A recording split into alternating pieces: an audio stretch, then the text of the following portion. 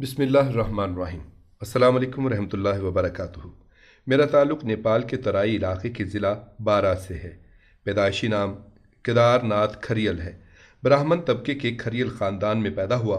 خاندانی روایات کے مطابق مذہبی طور طریقے پر میری پرورش ہوئی۔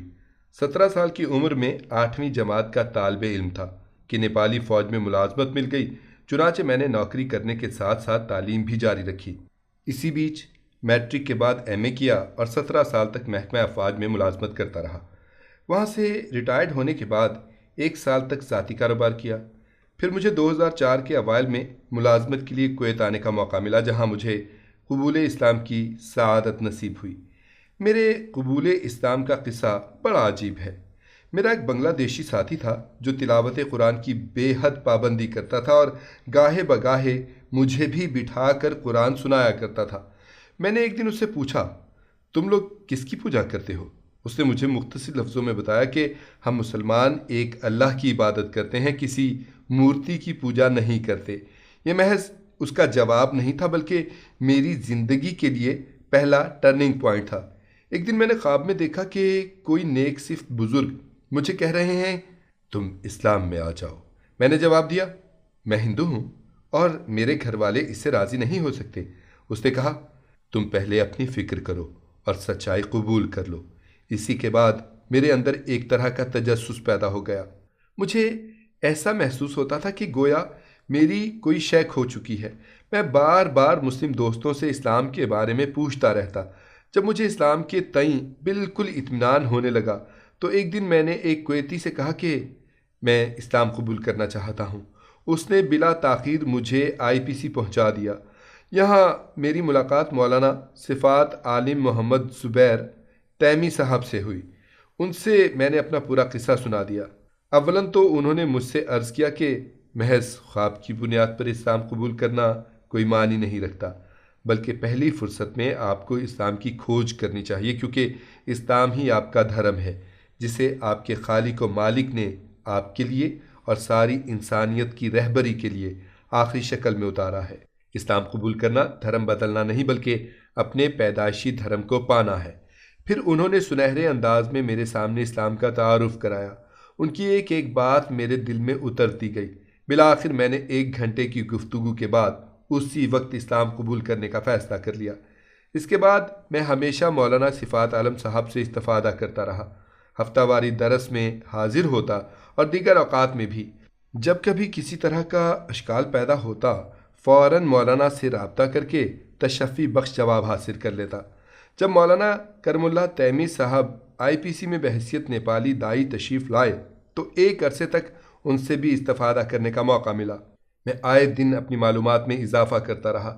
میری دعوتی دلچسپی کو دیکھتے ہوئے IPC کے ذمہ داران نے مجھے IPC میں کام کرنے کا زرعی موقع فراہم کیا، چنانچہ میں نے کمپنی چھوڑ دی اور تقریباً 3 سال سے IPC میں بحیثیت دائی کام کر رہا ہوں۔ الحمدللہ اس اثناء میں میں نے اپنی اہلیہ کو متعدد بار اسلام کی دعوت دی۔ بالخصوص جب 2 سال قبل 2 ماہ کے لیے گھر گیا تو پہلی فرصت میں نے ان کو اسلام کا بتایا اور انہوں نے اسلام قبول بھی کر لیا، لیکن جب 2 مہینے گزرنے کے بعد کویت آیا تو میرے سسر نے اس پر دباؤ ڈالا اور قسم کھا لی کہ جب تک وہ اسلام سے نہ پھرے گی تب تک میں اس کا چہرہ بھی نہیں دیکھ سکتا، حتیٰ کہ وہ میرا مردہ منہ بھی نہیں دیکھ سکتی۔ اب کیا تھا، وہ اپنے شیطان باپ کے جذبات کا خیال کرتے ہوئے مرتد ہو گئی۔ اس بیچ میں نے بارہا کوشش کی کہ وہ اسلام کو اپنا لے، لیکن اب وہ ماننے کو تیار نہ تھی، حالانکہ میں اس سے بے حد محبت کرتا تھا۔ میرے پاس ایک 17 سال کی لڑکی ہے جو نرسنگ کی تعلیم حاصل کر رہی ہے۔ ایک بیٹا 8ویں جماعت میں زیر تعلیم ہے، جبکہ دوسرا بیٹا ابتدائیہ میں پڑھتا ہے۔ میری ہمیشہ یہی خواہش رہی کہ میرے گھر والے اسلام کو گلے لگا لیں، لیکن ہدایت اللہ کے ہاتھ میں ہے۔ کوشش کے باوجود ناکام رہا۔ 1 ماہ قبل میں سفر پر گیا، اس امید کے ساتھ کہ میرے اہل خانہ اسلام قبول کر لیں گے، کیونکہ ان کی باتوں سے مجھے توقع بندھنے لگی تھی۔ حالانکہ انہوں نے منظم پلاننگ کے ساتھ مجھے بلایا تھا تاکہ دوبارہ کویت نہ لوٹ سکوں۔ جس روز گھر پہنچا، بیوی اور بچوں کو بٹھا کر 2 گھنٹے تک سمجھایا، لیکن بیوی اپنی بات پر مصر رہی کہ وہ اسلام میں نہیں آئے گی۔ بالآخر میں نے اپنے چھوٹے بچے کے ساتھ رات گزاری۔ صبح میں بھی میں نے اہلیہ کو سمجھایا اور تاکید کی کہ اسلام نے ہم دونوں کے درمیان جدائی ڈال دی ہے۔ ازدواجی زندگی گزارنا اسی وقت ممکن ہے جب تم اسلام میں آ جاؤ۔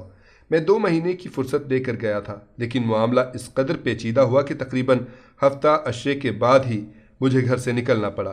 پہلے ہی دن میری 17 سالہ بچی نے اپنی ماں کے اشارے پر میرے موبائل سے کویت کے سارے نمبر ڈیلیٹ کر دیے۔ میری بیوی خوشحال گھرانے سے تعلق رکھتی ہے۔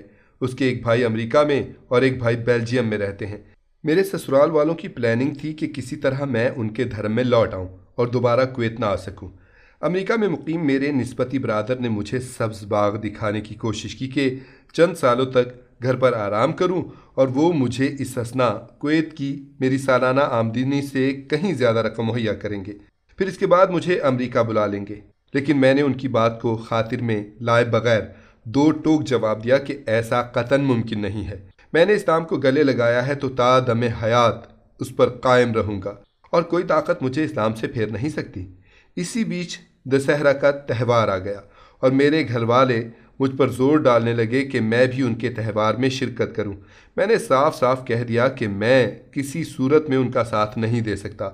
ادھر بیوی رو رہی تھی تو ادھر بچے رو رہے تھے، بلکہ سب نے کھانا تک نہیں کھایا، لیکن میں اپنی بات پر اٹل رہا۔ بالآخر تھک ہار کر سب نے دوسرے دن کھانا کھا لیا۔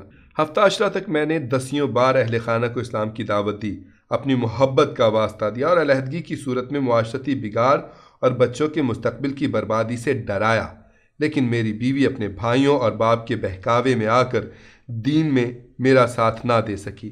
جب مجھے خطرہ محسوس ہوا کہ میرے خلاف یہ لوگ سازشیں کر رہے ہیں، کیونکہ 2 سال قبل مجھے اس کا تجربہ ہو چکا تھا کہ چند شرارت پسندوں نے میری بیوی کی بے وقوفی سے مجھے جسمانی اذیت پہنچانی چاہی تھی، لیکن اسی وقت میرا ایک دیرینہ دوست پہنچ گیا جس سے میں بال بال بچ گیا۔